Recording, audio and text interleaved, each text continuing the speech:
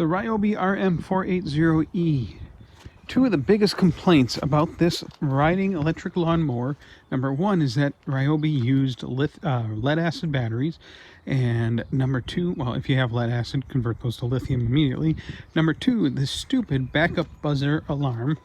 I'm going to show you how to get rid of the backup buzzer alarm. Not just silence it, but to actually get rid of it.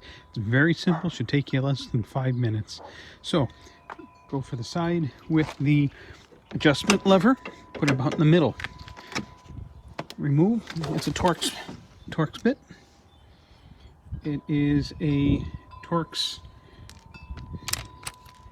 that's a Torx for those that don't know. You can get a cheap one, I just happen to have them in my Milwaukee kit. It's a T30.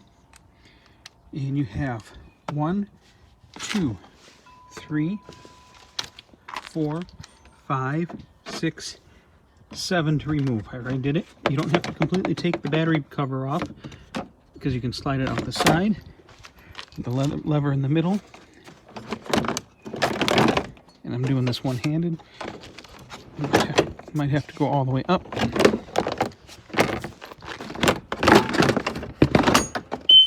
And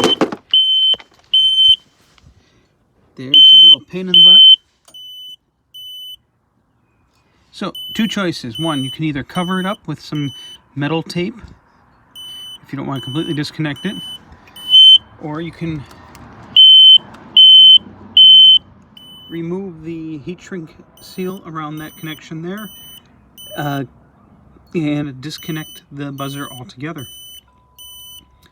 I will be disconnecting it altogether. Make sure you reseal that connection to prevent water or moisture from getting in there. Good luck.